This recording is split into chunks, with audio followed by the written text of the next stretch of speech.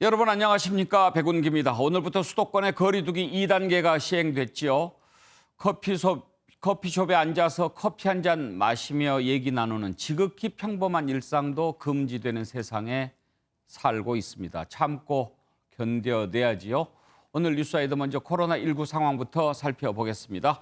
백순영 가톨릭의대 명예교수 나오셨습니다. 어서 오십시오, 교수님. 예, 안녕하세요. 이제 커피숍에서 앉아서 커피 못 마시죠? 예, 지난번하고 다른 것은 예. 뭐 프랜차이즈든 어디든 커피를 파는 데에서는 앉아서 못 마시고 예. 포장과 배달만 가능하게 되어 있습니다. 예. 그 밖에 지금 우리가 지난번에 강화된 2.5단계, 강화된 2단계 거쳤는데 그때하고 비교해서 지금 2단계 좀 특별히 유념해야 될 게 있다면 뭘까요? 좀 PC방이 완화가 됐습니다. 가림막만 있다면은 식사도 할 수 있고 뭐 옆에 앉아서 같이 게임도 할 수 있고 이런 상황이 된 대신에 예. 노래방인 경우에 사실 9시 이후부터 영업이 금지이기 때문에 사실 9시 이전에 노래방 가시는 분 많지 않을 것 같아서 예. 그 부분들은 좀 불만이 생기고 있고요. 예. 또 한 가지는 서울시에서 한 것인데 지난번에도 그렇게 했습니다만 10인 이상 집회 금지를 하기 때문에 지금 민주노총에서 뭐 내일 집회를 예. 한다고 합니다만은 10인 이하로 잘라서 해야 돼서 이것은 2단계의 이 조치라기보다는 오히려 3단계에 더 가까운 조치를 서울시에서 선제적으로 지금 한 상황이 조금 다르다고 하겠습니다. 예. 하여튼 지금 딱 2주간 정말 잘 지켜내야 좀 나아질 것 같은데 2주간 성공적으로 지킨다면 확실히 효과가 있을까요? 일단은 지난주에 1.5단계를 먼저 했었고 우리 국민들의 경각심도 좀 생겼기 때문에 가능하다면 이번 주 중에 조금 줄어들면서 다음 주가 되면서 즉 일주일 한 열흘 사이에 효과가 나타난다면은 수능 시험 전에 좀 200명 이하로 떨어질 수 있는 상황이 될 수 있으면 좋겠습니다. 이것은 희망 사항이고 지금 상황으로 봐서는 이 일상적인 감염이 굉장히 크게 상당히 큰 집단 발생들이 나타나고 있거든요. 예. 그런 부분들이 좀 걱정이 되면서 또 역학조사관이라는 이 임무도 이렇게 수백 명씩 나오면은 사실은 촘촘하게 찾아갈 수가 없는 상황이기 때문에 예. 문제가 될 수가 있고 또 의료 병상인 경우에 있어서 상당히 좀 핍박을 받고 있는 상황일 수가 있어서 빨리 좀 통제가 될 수 있는 즉 환자 수가 줄어들어야만 시간이 지나서 중환자들이 나오는 것을 막을 수가 있기 때문에 지금은 물론 젊은 층들이 많이 감염이 되어서 중환자 수가 그렇게 급격하게 늘고 있지는 않습니다만 이것이 통제가 안 되면은 걷잡을 수 없는 상황으로 갈 수 있는 것이 전 세계적인 추세이거든요. 궁금한 것 한두 가지만 좀 더 여쭤보고 오늘은 백신 얘기를 좀 집중적으로 해보죠. 하나는 지금 보면은 그 전에 전파되는 것과 좀 다른 형태의 감염이 많이 일어나고 있죠. 전에 감염이라는 것은 뭐 우리 1차 때 신천지 교인들, 대구 경북 지역 이런 지역이 있었고요.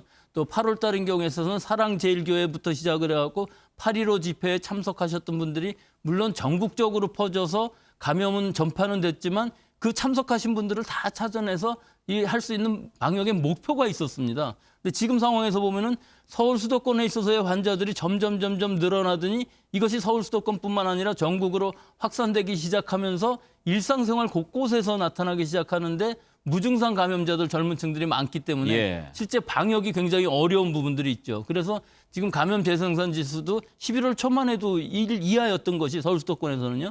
이것이 1.15로 올라가고 그 한 주 후에는 1.5로 올라가고 지금 1.5보다 더 높은 상황이기 때문에 이것이 한 주, 두 주 지나다 보면은 뭐 400~500명 갈 수 있는 것이라 지금 상황에서 우리가 방역의 통제가 제대로 되지 않는다면은 상당히 빠른 속도로 올라갈 수 있지만 사실 그 숫자의 예상이라는 것은 항상 지금 상태의 방역이라면 그런 것을 예. 전제로 하고 있기 때문에 우리 국민들이 지금 사람 간의 접촉을 줄이고 방역 당국이 철저히 방역을 하신다면은 빨리 줄어들 수도 있는 상황일 수도 있습니다. 예. 한 가지 더 지금 젊은 층의 무증상 감염 얘기를 하셨는데요. 최근에 입영 장병들을 대상으로 조사를 한 게 있지요. 예. 거기 조사를 해봤더니 젊은 층의 감염이 0.22% 그러니까 전체 연령보다 3배 높은 것으로 나왔다라는 조사죠. 이거 어떤 의미가 있습니까? 그러니까 젊은 친구들 같은 경우에 확진 판정을 받지 않고 슬쩍 지나갔는데 본인이 모르는 사이에 항체가 생겼다는 거죠? 그렇죠. 네, 저 중에서 이제 확진 받은 사람이 10명이고 15명이 안 받았기 때문에 저런 숫자가 나온다는 것인데 예. 결국 6,859명 입영 장정 등에 대해서 조사한 것이거든요. 예. 근데 지금 입영 장정들은 사실은 PCR 검사를 전수 검사도 하고 있습니다. 예. 폴링 테스트라고 해서.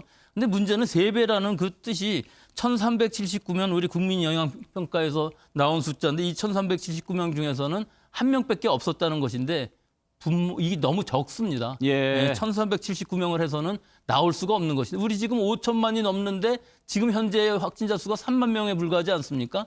적어도 10만 명, 20만 명 이 정도를 하고 또 지역적으로도 다양한 지역을 해서 어느 정도 노출이 되는지를 봐야 알 수 있는 것이지 지금 입영장정이라 그러면 뭐 18세에서 한 22, 23세 많아봐야 30대 가기 전의 사람들이기 때문에 한계가 있고요. 예. 이것만 갖고서 우리가 많다고 얘기는 할 수 없지만 다만 여기서 알 수 있는 것은 6,859명이나 했는데도 몇 명 안 나온다는 의미는 무증상이지만 상당히 있지만 우리 사회가 그렇게 만연되어 있지는 않다는 것까지는 예, 알 수 있는 예. 정도일 수 있겠습니다. 아직은 모집단이 제대로 평가하기에는 좀 작다 이런 말씀인 거죠? 뭐 작아도 너무 작습니다. 예. 1,379명 이 정도를 해서는 이게 전혀 의미가 없는 숫자고요. 뭐 수만 명 단위 혹은 또 시기적으로 어떻게 변하는지 이런 것들이 기초 자료가 될 수 있는 것이기 때문에 방역의 어떤 단계 상향이라든지 완화라든지 이런 거 할 때도 이런 기초 자료들이 지역적으로 시기적으로 다 있으면 굉장히 많은 도움이 될 수 있는 것이거든요. 근데 이런 부분에서는 이런 기초 자료들이 없다는 것이 굉장히 방역 당국의 아쉬운 점입니다. 이 조사 결과를 보고 그런 생각이 들더군요.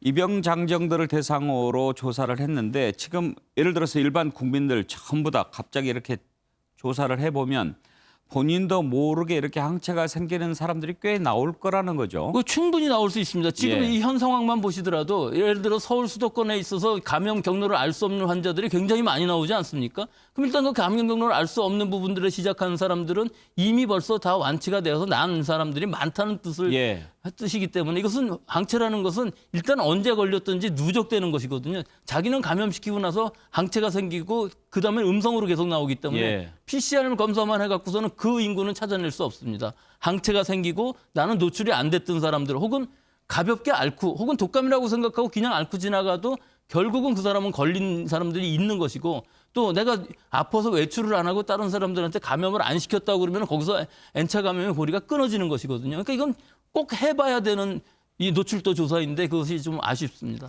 PCR 검사는 양성이냐 음성이냐 이것을 가리는 검사고 항체가 형성이 됐느냐 안 됐느냐를 가리는 검사는 또 따로 있는 거죠. 예, 그 지금 이 면역 검사가 최근 또는 전에 노출력 감염이 예. 되었었던가 아닌가를 알 수 있는 것이기 때문에 이 검사가 굉장히 중요할 수가 있고 시기적으로도 중요할 수가 있습니다. 하여튼 문제는 젊은 층일수록 이렇게 가볍게 왔다 가는 경우가 있을 수 있는데 그렇지만 본인도 모르는 사이에 전파자가 될 수가 있고 고령이라든지 기저질환이 있는 사람들이 감염이 됐을 때 위험하다. 이제 그런 문제인 거죠. 이게 지금 상대적인 부분이 젊은 사람들은 자기가 증상이 있거나 없거나 모르고서 활동력이 굉장히 강하고 여러 사람들을 만나고 하는 데 비해서 지금 고령자들이신 경우에 있어서는 사실은 증상이 나타나지 않는 한은 가만히 있기 때문에 감염은 안 됩니다. 그렇지만 젊은 사람들의 숫자가 이게 늘어나다 보면 언젠가 결론적으로는 고령자 기저질환자한테 가고 결국은 중환자 수가 늘어나는 결론적으로 가는 것이기 때문에 이거는 서구의 여러 나라들도 굉장히 유행이 심하게 일어나는 것이 젊은 사람들이 마스크도 쓰지 않고 파티하고 하면서 굉장히 많이 퍼뜨려 놓고 결국은 마지막 종결지는 요양원이나 요양병원 같은 데 감염이 들어가게 되면은 굉장히 큰 피해를 일으키는 것이거든요. 그러니까 이런 부분에 있어서 우리도 지금 환자 수 이런 것들보다도 이 고령자들, 기저질환자들이 감염이 되지 않는 고리를 끊어줄 수 있는 아주 철저한 방역이 제일 우선이 되어야 할 것으로 봅니다. 예. 자, 이제 우리가 아주 궁금해하는 백신 얘기를 좀 해볼 텐데요. 먼저 백신과 관련한 당국의 발표 내용 먼저 들어보죠.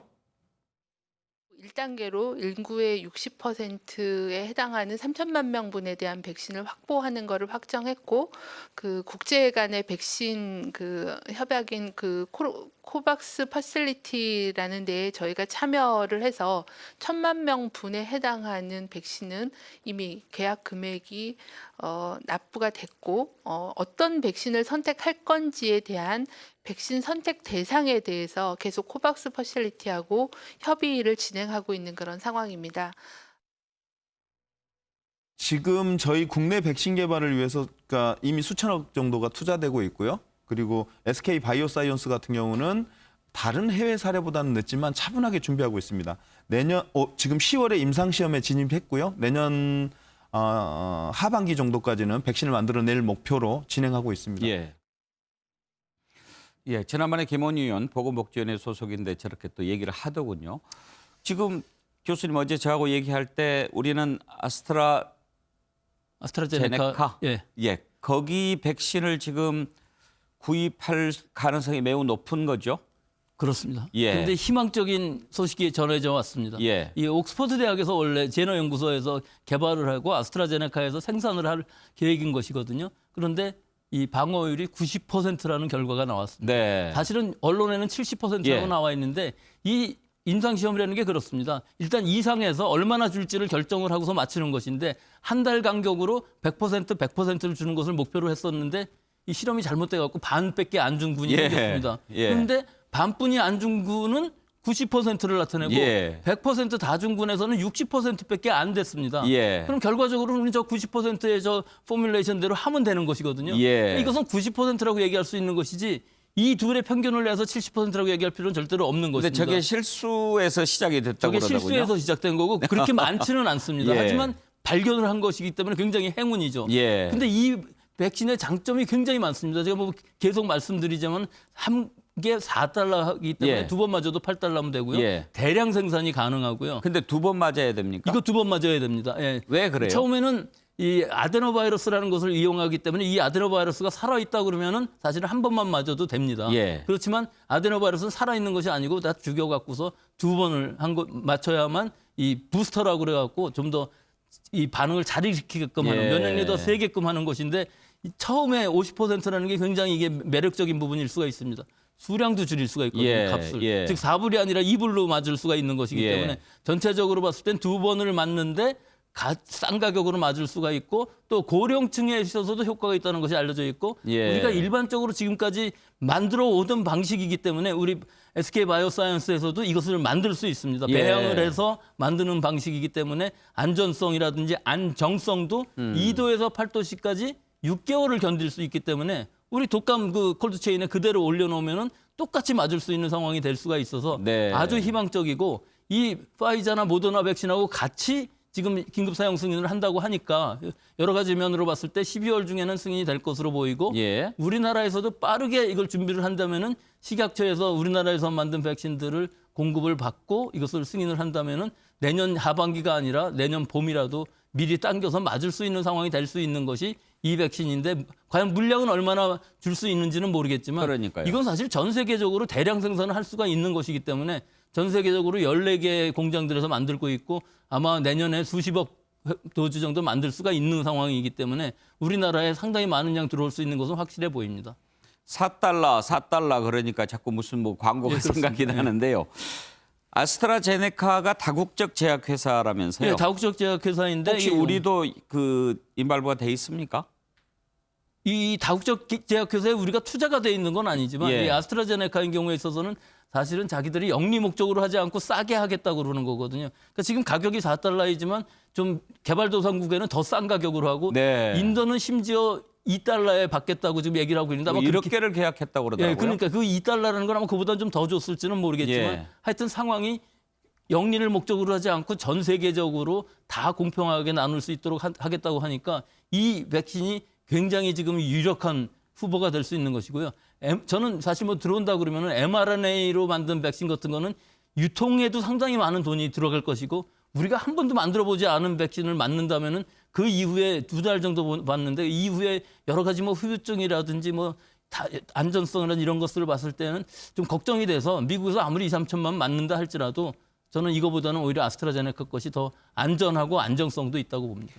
교수님 생각하시기에 물량 확보 큰 걱정 안 해도 될 것 같습니까? 예, 지금 상황으로 봐서 이건 아주 대량 생산이 가능하고 빨리 예. 만들 수도 있고 또 더 넓혀서 여러 군데서 CMO로 만들 수가 있는 것이기 때문에 mRNA 백신하고는 이건 차원이 다른 수준의 양을 만들 수 있습니다. 아니 지난번에 월스트리트 저널이 다른 나라가 막 다 이렇게 서두르는데 한국은 그동안 방역을 잘 해왔기 때문에 좀 차분하게 보는 것 같다. 나름 칭찬해주는 기사를 쓴 것 같은데 요즘 이렇게 뭐 일부 매체들 보면 백신 확보도 안 해놓고 뭐 하고 있느냐 막 이렇게 또 지적하는 데가 있어서 그 말이죠. 상황에 따라 그럴 수도 있었죠. 예를 들어서 모더나나 파이자는 잘 성공을 했는데 아스트라제네카는 뭐 50%밖에 안 된다든지 이런 일이 생기면 우리는 모더나나 파이자 백신은 구하기는 굉장히 어려운 상황이거든요. 예. 근데 지금 상황이 역정되는 것이 아스트라제네카 것이 그렇게 많이 만들어질 수 있다고 그러면은 굳이 저 모더나나 비싼 거할 파이자 필요가 없죠. 비싼 데다가 우리가 알지도 못하는 백신이 분명하거든요. 아무리 95%라고 그래도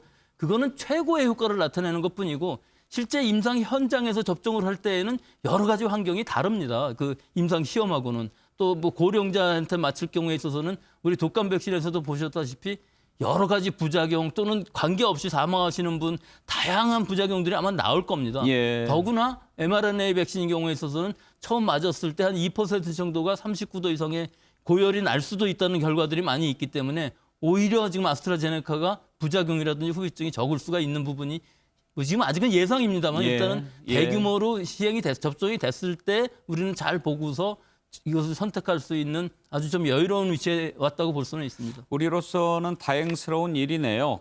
그렇습니다.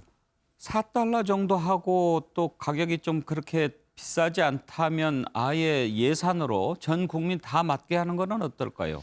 근데 그 물량의 문제가 있겠죠. 이 아스트라제네카께 뭐 결국은 전 세계가 우리 70억이 넘는데 과연 어떻게 공평하게 배분할까 하는 문제가 분명히 생기는 예. 것이기 때문에 우리 국민들은 이걸로 다 맞추겠다는 얘기는 지금 되지가 않는 것이고요. 예. 이 비싼 백신들도 사실은 선진국들에서 다 국가에서 구입을 해갖고 무료로 하고 있습니다. 그런데 다른 문제가 하나 있는 것이 미국의 경우에 있어서 이 모더나나 이 파이자 백신을 주면은 접종을 공짜로 해주면은 맞겠냐고 물어보면은 예. 얼마 전까지만 해도 58%였는데 58%, 지금은 예. 56%로 조금 올라가긴 했습니다만은 그래도 한 40% 이상의 사람들은 맞지 않겠다고 하는 예. 것이거든요. 그러니까 그런 부분에 거부가 생기게 되면 사실은 집단 면역에 있어서는 문제가 될 수 있는 백신일 수 있습니다. 집단 면역 한 가지만 더 여쭤보겠습니다. 지금 미국에서는 12월 11일 날 첫 접종하게 할 예정이라고 하지 않습니까? 그렇게 하면 내년 5월쯤인가 집단 면역이 형성이 된다고 하는데 대체로 인구의 몇 %가 백신을 맞거나 항체가 생기면 집단 면역이 가능한가요? 그래서 사실은 전파력에 따라서 좀 다르긴 한데요. 일반적으로 60에서 70% 정도 되면 되는 것이거든요. 예. 근데 지금 모더나나 파이자가 90%라고 생각을 한다고 그러면 뭐 그 정도 스케줄이면 될 것도 같습니다. 즉 12월 11일 날 첫 접종이 시작돼 갖고 연내로 한 2천만 명에서 3천만 명, 그다음에 매달 3천만 명씩 맞춘다고 그러면은 뭐 1억 5천 이상이 맞을 수가 있기 때문에 60%에 가까워지죠. 근데 그것뿐만 아니라 사실은 미국에서는 많은 사람들이 이미 감염이 되었기 때문에 그분들은 다 항체를 가지고 있는 것이거든요. 이미 걸렸던 분들은 백신 맞을 필요가 없지 않겠습니까? 예. 그리고 또 지금 걸린 사람들은 또 맞으면 안 되기 때문에 여러 가지 까다로운 예, 문제들이 예. 많이 있습니다.